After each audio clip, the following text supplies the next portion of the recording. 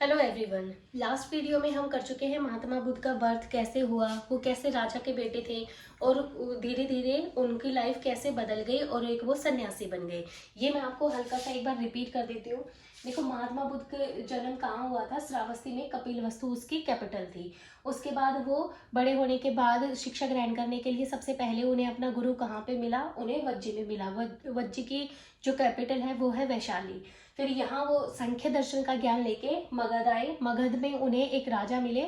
उस टाइम पे मगध पे राज था बिंबिसार का। बिंबिसार से मैंने आपको पूरी स्टोरी सुनाई थी कैसे बिंबिसार ने उसे बोला कि बेटा मैं तुम्हें तुम्हारे घर छोड़ के आ जाता हूँ, लेकिन इन्होंने बोला कि नहीं, मुझे ज्ञान ही लेना है, तपस्या ही करनी है, इसलिए मैं अपना राजमहल छोड़ के यहाँ आया हूँ। फिर उसके बाद ये उरुवेला गए। यहाँ पे ये 5 ब्राह्मणों के साथ 6 साल रहे। फिर इनकी लड़ाई हो गई, वो राजसी कन्या जो खीर दे गई थी वो वाली स्टोरी। और फिर ये अलग गए। इनके 5 दोस्त कहाँ चले गए थे? सारनाथ में। और ये कहाँ आ गए थे? बोध गया में पुनपुन नदी के किनारे पीपल के पेड़ के नीचे इन्होंने 8वें दिन क्या है ज्ञान की प्राप्ति हो गई। फिर ये कैसे वापिस उरुवेला आए अपने दोस्तों को ढूंढने के लिए। जब इनके दोस्त इनको यहाँ नहीं मिले, फिर ये सारनाथ गए। यहाँ इनको अपने दोस्त मिल गए और इनके दोस्तों को इन्होंने जो फर्स्ट उपदेश दिया, जो ज्ञान, उसे उपदेश नहीं बोलेंगे, उसे ज्ञान बोलेंगे। जो फर्स्ट ज्ञान दिया वो कहाँ पे दिया? सारनाथ में, अपने दोस्तों पे। यहाँ तक का मैं आपको सुना चुकी हूँ लास्ट वीडियो में। जिसने वो वीडियो नहीं देखी है पहले वो वीडियो देखना, तभी आगे का समझ आ पाएगा। अब सारनाथ में जब उनके दोस्तों ने उन्हें मान लिया कि हाँ भाई तुझे सच्ची में ही ज्ञान प्राप्त हो गया है, तो फिर ये कहाँ गए? काशी गए। ये लोकेशन देखो, मैंने महाजनपद करवाए थे तब आपको बताई थी कि कौशल, वज्जी, ये मगध है। ये सारे लोकेशन मैं आपको महाजनपद वाले वीडियो में करवा चुकी हूँ। सारनाथ से कहाँ गए? काशी। काशी में एक व्यापारी था यश नाम का। वहां इनकी मुलाकात महात्मा बुद्ध की यश नाम के व्यापारी से होती है। उनके साथ 50 आदमी थे, क्योंकि वो व्यापारी था, अपने साथ आदमियों को, अपने नौकरों को तो लेके चलता ही होगा ना। तो वहां पे यश, उसके 50 जो उसके नीचे अंडर काम करने वाले वर्कर थे, वो व्यापारी के साथ, व्यापारी की इस यश नाम के व्यापारी की माँ और इनकी वाइफ इनके साथ थी। तो इनकी महात्मा बुद्ध से बातचीत होती है। तो ये यश और उनके जो अंडर में थे नौकर, वो भी इनसे क्वेश्चन पूछते हैं और ये सारे के सारे क्या है, महात्मा बुद्ध से बहुत इम्प्रेस होते हैं। तो ये भी इनके क्या है, महात्मा बुद्ध के फॉलोवर बन जाते हैं। तो यश की जो माँ और इनकी जो वाइफ थी, वो इनकी क्या है, पहली उपासिका बन जाती है। महात्मा बुद्ध की उपासिका क्या होता है? देखो, 4 वर्ड याद रखना: भिक्षु, भिक्षुणी, उपासक और उपासिका। भिक्षु और भिक्षुणी जो महात्मा बुद्ध का जो संघ बनाएंगे आगे जाके। ये संघ मतलब एक स्कूल टाइप मान लो, जैसे स्कूल में जाके पहले हॉस्टल जो होते थे, अब भी होते हैं हॉस्टल, कि वहां जाके वहीं रहना, वहीं खाना, वहीं पीना, सारी चीजें वहीं पे होंगी। वो संघ थे स्कूल टाइप में, हॉस्टल टाइप में। वहां जाके जो शिक्षा ग्रहण करेगा और वो अनमैरिड, तो वो क्या कहलाते थे? भिक्षु और भिक्षुणी। जो ब्रह्मचर्य धारण करके इनके संघ में एंट्री लेगा उसे भिक्षु और भिक्षुणी कहते थे। और जो गृहस्थ जीवन में रहते हुए ही इनकी शिक्षाओं को फॉलो करता था उसे उपासक और उपासिका कहते थे। तो फर्स्ट उपासिका इनकी कौन बनी थी महात्मा बुद्ध की? जो यश नाम का व्यापारी था, उनकी वाइफ और उनकी माताजी इनकी फर्स्ट उपासिका बनी थी। ठीक है। उसके बाद ये काशी में हो गए। अब ये यहाँ तक थोड़े फेमस हो चुके हैं, इनकी बात मानने ये हो गया है कि भाई एक इंसान है, उसे इतना ज्यादा ज्ञान प्राप्त हो गया है और जो भी इनसे एक बार बात करता है तो इनका फॉलोवर बन जाता है। अब ये वापस भी तो जाएंगे ना। अब ये जैसे यहाँ से शुरू किया था इन्होंने अपना सफर, तो अब ये जो इन्हें ज्ञान मिला है उसे बांटेंगे भी, अपने पास तो नहीं रखेंगे।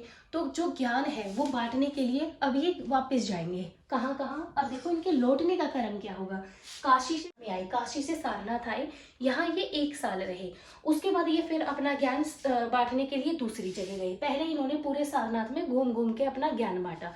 अब देखो, उस टाइम पे ऐसा तो था नहीं कि सोशल मीडिया है, सैटेलाइट के थ्रू एक जगह महात्मा बुद्ध खड़े हो गए, ज्ञान देने लगे और सबने वो सुन लिया। पहले तो क्या था, एक गांव में गए महात्मा बुद्ध, गांव में जाके 4-5 लोग इकट्ठे किए, पेड़ के नीचे बिठाए, उन्हें ज्ञान की बातें बताई। फिर दूसरी जगह गए, वहां लोग इकट्ठे किए, उन्हें ज्ञान की बातें बताई। तो ऐसे क्या था, घूम घूम के ज्ञान देना पड़ता था। तो पहले साल उन्होंने कहाँ ज्ञान दिया? सारनाथ में। 1 साल वो यहाँ रुके। फिर उन्होंने सोचा यहाँ के ऑलमोस्ट लोगों को मैंने ज्ञान दे दिया है तो मैं आगे बढ़ता हूँ। फिर ये गए उरुवेला। उरुवेला वही जगह है जहाँ इन्होंने 6 साल अपने 5 दोस्तों के साथ तपस्या की थी। यहाँ इन्हें 3 ब्राह्मण मिले।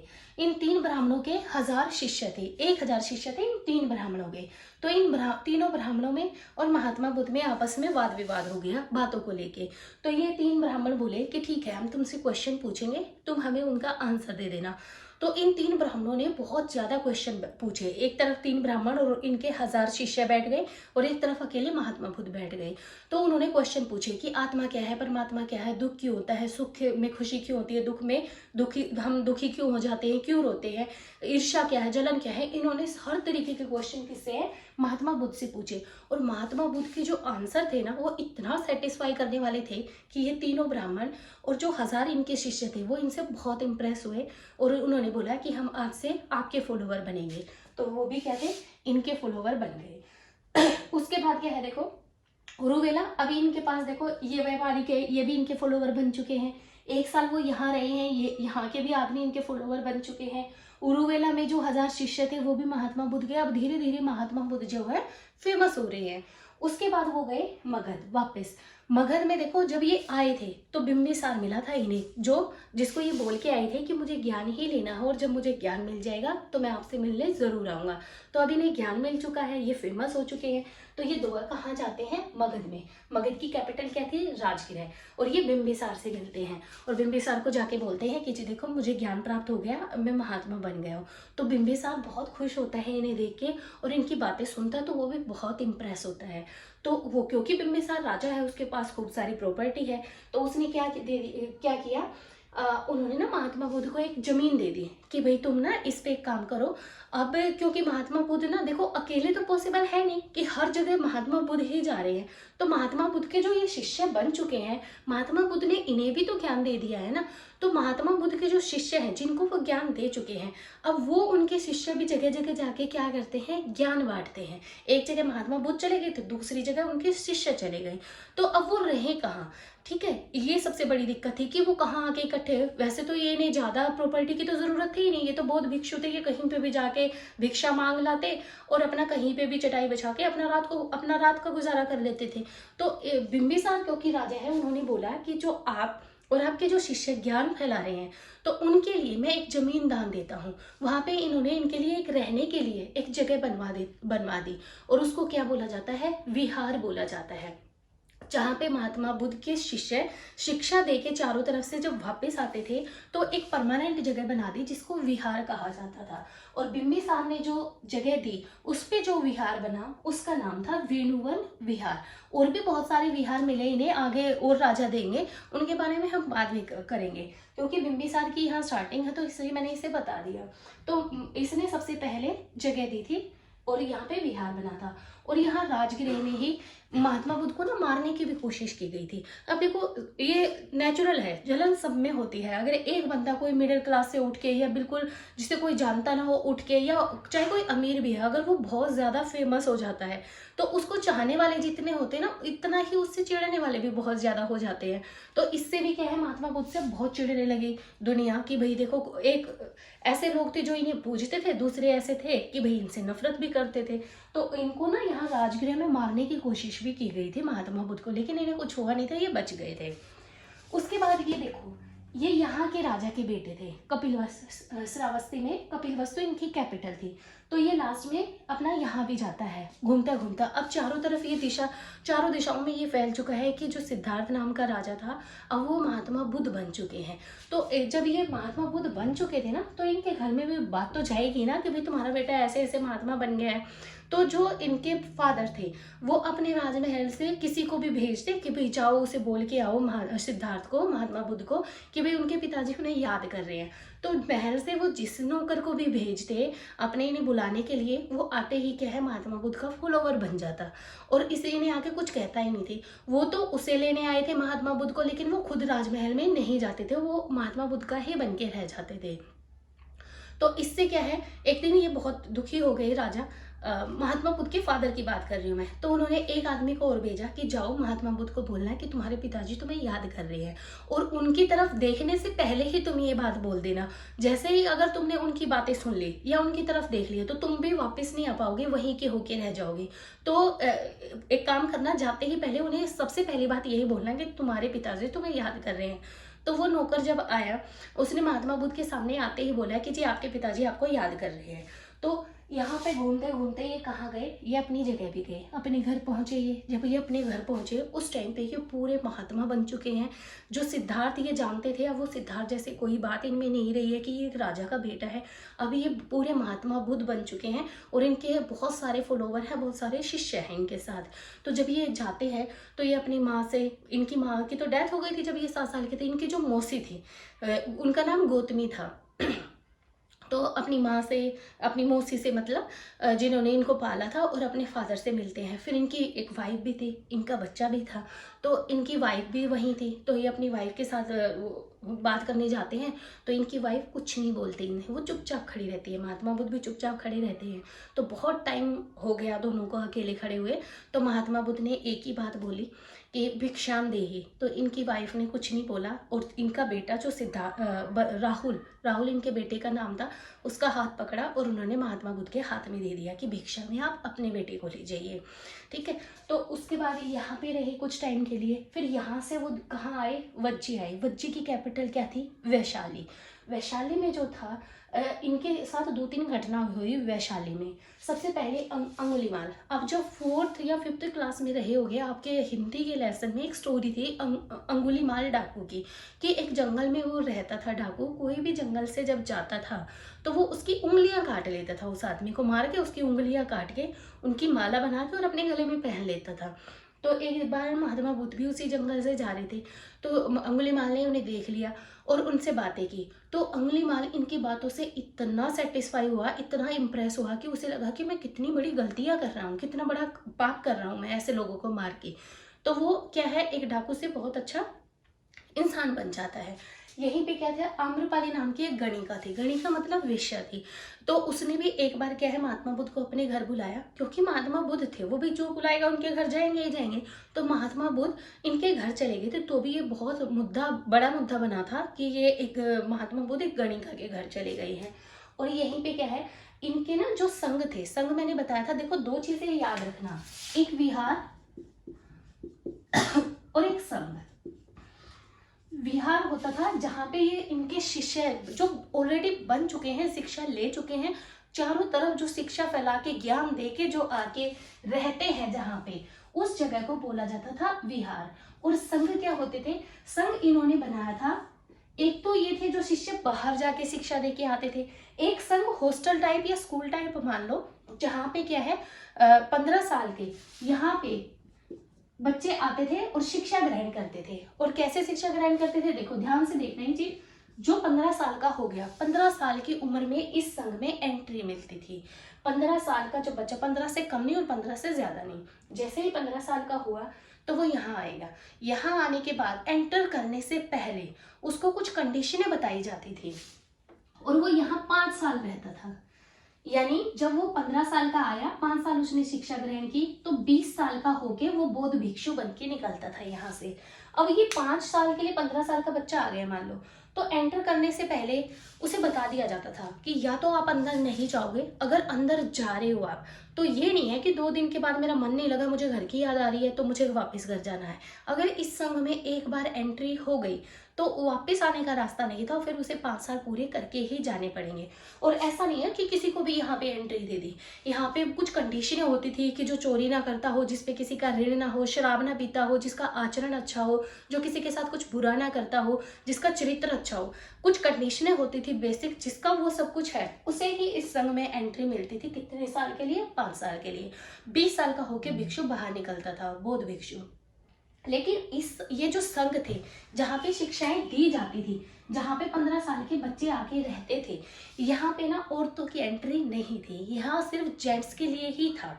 तो जब इस संघ में ना इनको औरतों का एंट्री नहीं थी, क्यों नहीं थी, अब देखो एक बार जब ये यहाँ से अभी मैंने बताया ये अपने घर भी गए थे, तो रास्ते में जब ये गए ना, आपको याद है मैंने बताया था कि जब ये अपने सारथी के साथ रात को अपना घर छोड़ के निकल रहे थे महात्मा बुद्ध, तो रास्ते में इन्होंने एक नदी पार करके 7 दिन ये आम के बगीचे में रहे थे, आम के बाग में।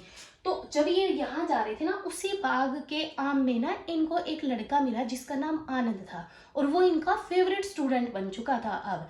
तो जब आनंद ये अपने घर गए थे ना, बीच में ही इन्हें क्या मिल चुका है, आनंद, और वो इनका फेवरेट स्टूडेंट बन चुका है। तो यहाँ पे जब ये पहुंचे ना, तो इनकी जो मौसी थी गौतमी, जिन्होंने इनको पाला था महात्मा बुद्ध को, तो वो आनंद को बोलती है कि आनंद, अब देखो महात्मा है, ये हमारा ही घर का बच्चा है, अब दुनिया इसके फॉलोवर है, तो इनको बोलो कि हमें भी थोड़ा बहुत ज्ञान दे दो, स्त्रियों ने क्या बिगाड़ा है, औरतों ने क्या बिगाड़ा है। तो आनंद महात्मा बुद्ध से रिक्वेस्ट करते हैं कि जी जब शिक्षा है, उपदेश, आप इतना ज्ञान बांट ही रहे हो, तो औरतों की एंट्री पे क्यों बैन है संघ में। तो आनंद के कहने पे ये अपने संघ में औरतों को एंट्री दे देते हैं। और ये स्टार्टिंग कहाँ से की, इन्होंने वज्जी में जो संघ थे ना, जगह जगह इनके संघ बन चुके हैं, अब ये फेमस हो चुके हैं पूरे। तो वज्जी में जो संघ थे, इनमें पहली बार औरतों की एंट्री होती है।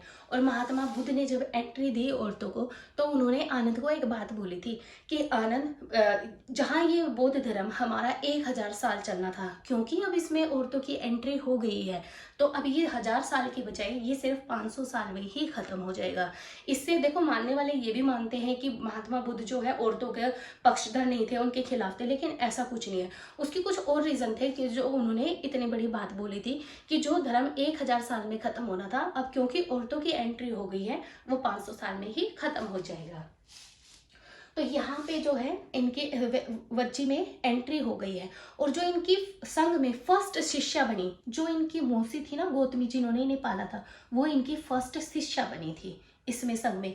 देखो, यश नाम के व्यापारी की जो माँ और वाइफ थी, वो इनकी फर्स्ट उपासिका बनी थी, इनकी फॉलोवर, और ये संघ में शिष्या बनी है। क्लियर हो गई ये चीजें। अब महात्मा बुद्ध यहाँ से होते हुए अब ये पूरे फेमस हो चुके हैं, तो ये जगह जगह घूमते तो थे ही। अब ये घूमने गए, एक बार ये पहुंचे पावा, एक जगह है पावा, ठीक है। यहाँ रात हो गई घूमते घूमते इन्हें, तो यहाँ ना एक चुंद नाम का लोहार था, लोहार भी लिखा है कहीं कहीं, किसी बुक में सुनार भी लिखा है। तो ये उनके घर जाते हैं, इनके साथ इनके शिष्यों की मंडली होती है छोटी बहुत, थोड़ी बहुत। तो ये वहाँ जाते हैं और उन्हें बोलते हैं कि जी रात का खाना दे दो। तो पहले तो क्या था, ब्राह्मण अगर आ जाए, बौद्ध भिक्षु आ जाए, तो सब अपने घर में खाना उन्हें दे देते थे, और सोने के लिए, रात गुजारने के लिए जगह भी दे देते। पहले ऐसा तो था नहीं कि भी बेड वगैरह देने हैं, धरती में कहीं भी चटाई बिछाई और अपना वहाँ सो जाते थे ये। तो ये इनके सुनार के या लोहार के घर जाते हैं, चुंद नाम का सुनार था ये, और उनको बोलते हैं कि भाई हमें खाने के लिए दे दो। तो वो इनके खाने का इंतजाम करता है, और वो इन्हें रात के खाने में ना शुक्र मद्धव देता है। शुक्र मद्धव मान लो एक तरीके से सुअर का मांस होता है। तो लेकिन उसमें ना, जब उसने दिया, उसमें फफूंदी लगी हुई थी। जब कोई चीज़ खाना खराब हो जाता है तो उसमें फफूंदी लग जाती है ना, तो वो उसमें फफूंदी लगी हुई थी। तो महात्मा बुद्ध के सामने जैसे ही उन्होंने रखा, तो उन्होंने देख लिया कि भाई इसमें फफूंदी लगी हुई है, ये तो खराब है। तो उन्होंने उसे बोला कि इसे ना मैं खाऊंगा बस, और मेरे जो शिष्य हैं इनके लिए ना कुछ और बना दो। तो वो बोलता है जी ठीक है, मैं इनके लिए कुछ और बना देता हूँ। तो अपने शिष्यों को तो उन्होंने वो खराब खाना नहीं खाने दिया, लेकिन वो खुद खा लिया। और जब खुद खा के, और वो अगले दिन आगे बढ़े, आगे बढ़ के वहां पे वो पहुंचे कुशीनगर में। एक जगह थी आगे कुशीनगर, कुशीनगर पहुंचे। यहाँ जाके ये सोने लगे, रात हो गई घूमते घूमते, और इनकी जैसे ही इन्होंने शुक्र मद्धव खाया था ना, कुछ टाइम के बाद ही इनकी तबीयत बहुत ज्यादा खराब होने लग गई थी। फिर एक दिन जैसे तैसे काटा, ये कुशीनगर पहुंच गए घूमते घूमते। कुशीनगर में जब ये रात को सोने लगे, तो रात को इन्हें रियलाइज हुआ कि मैं सुबह का सूरज नहीं देख पाऊंगा, और मेरी डेथ आज मतलब हर हाल में हो ही जाएगी, क्योंकि इन्होंने वो खराब खाना खाया था। इन्हें ना अंदर लूज मोशन और उल्टी या फूड पॉइजनिंग जैसी कोई कंडीशन हो गई थी इनके साथ। तो इन्हें लगा कि भाई मैं आज रात पूरी नहीं कर पाऊंगा। तो रात को इनका एक स्टूडेंट था, इनके साथ सो रहा था, जिसका नाम था सुभद्र। इन्होंने सुभद्र को उठाया और उसे बोला कि उसे लास्ट जो महात्मा बुद्ध का उपदेश है, वो इन्होंने मरने से पहले सुभद्र को दिया था। और सुभद्र को क्या बोला इन्होंने कि मृत्यु एक अटल सत्य है, जो आया है इस दुनिया में वो जाएगा जरूर। और ये सारी बातें बोल के और इन्होंने अपने प्राण त्याग दिए। तो इस तरीके से 483 में महात्मा बुद्ध की डेथ हो गई। अब कुशीनगर में महात्मा बुद्ध की डेथ होने के बाद जब उनके जो अवशेष बचे, उनका दाह संस्कार करने के बाद उनके जो अवशेष बचे वो 8 जगह गए। वो 8 जगह कौन कौन सी हैं? सबसे पहले गए कपिलवस्तु में। कपिलवस्तु क्यों? क्योंकि थे तो ये वहीं के ना, इसलिए कपिलवस्तु में इनके जो अंतिम संस्कार के बाद जो राख बच जाती है ना, वो यहाँ पे गई। 8 जगह बटी थी वो। सबसे पहले गई कपिलवस्तु में कोलिया। कोलिया क्या थी? नाना की तरफ। इनकी जो माता जी थी वो कोलिया वंश की कन्या थी, रामगाम की कोलिया कन्या थी वो, तो इनके नाना की तरफ गई। मगध। मगध में क्या था? क्योंकि ये बहुत साल तक वहां पे रहते थे, वहां पे इन्होंने शिक्षा ली थी। और बिंबिसार जो उस टाइम पे राजा था, इन्होंने बिंबिसार ने क्या करवाया, इनको पहले विहार दिया था, जमीन दान में दी थी। वेणुवन विहार सबसे स्टार्टिंग में कहाँ पे बना था? मगध में ही बना था। तो पहला राजा था तो बिंबिसार। बिंबिसार का आगे जाके बेटा होता है अजातशत्रु। अजातशत्रु भी महात्मा बुद्ध को बहुत ज्यादा मानता था, बहुत रिस्पेक्ट करता था। अजातशत्रु ने भी इन्हें जमीन को दान में दिया था विहार बनाने के लिए। पहले अजातशत्रु के फादर बिंबिसार ने दिया था। और जब जैसे ही महात्मा बुद्ध की डेथ हुई ना, तो अजातशत्रु ने क्या किया था कि फटाफट जो इनके बौद्ध भिक्षु थे, जो शिष्य थे इनके, जो ज्ञान बांटते थे, उनकी सबकी को बुलाया अपनी जगह और मीटिंग की एक, कि जो महात्मा बुद्ध की तो डेथ हो गई, लेकिन इनकी जो अच्छी शिक्षाएं हैं, जो ज्ञान है, ये कहीं इनकी मौत के साथ ही ना खत्म हो जाए। इसलिए उन्होंने क्या किया कि तुम सब एक जगह बैठो और उनके बारे में ना उनकी शिक्षाओं के, उनके उपदेश के, वो लाइफ के बारे में क्या सोचते थे, क्या उनकी समझ थी, कैसे वो जीवन के दर्शन को अपने देखते थे, तो उन सब के बारे में तुम लिखो, ताकि हमारी आगे वाली पीढ़ियों को महात्मा बुद्ध के बारे में पता लग सके।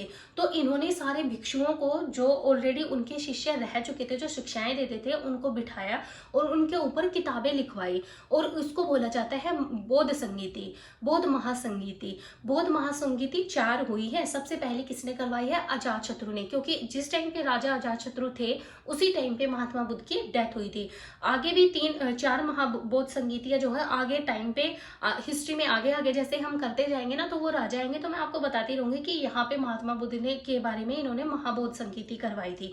महाबौद्ध संगीति में कुछ और नहीं होता था, उनके महात्मा बुद्ध के बारे में ही लिखा जाता था, उनकी शिक्षा और उनके उपदेशों के बुक्स लिखी जाती थी। वो बुक्स उस टाइम पे लिखी गई थी, इसीलिए तो आज हमें पता है कि महात्मा बुद्ध जैसे एक आदमी भी हुए थे और वो इतने फेमस थे, और बौद्ध धर्म उन बुक्स की वजह से ही चला हुआ है। क्योंकि अगर वो बुक्स ना लिखी जाती उस टाइम पे तो हमें थोड़ी पता लग रहा था। वो तो बहुत पहले BC की बात कर रही हूँ मैं, महात्मा बुद्ध AD से नहीं। आज हम AD में रह रहे हैं 2022 में, और ये इनकी डेथ कब हो गई थी? 483 BC में। तो इतने 1000 साल वाला ना तो कोई आदमी जिंदा है ना कोई और हमें बताने आएगा उस टाइम का, तो हमें पता कैसे लगी महात्मा बुद्ध के बारे में? तो महाबौद्ध संगीतियों में जो बुक्स लिखवाई गई थी उस टाइम पे, उनसे हमें इनके बारे में पता लगा है। अब वो बुक्स कौन सी है वो हम बाद में बात करेंगे।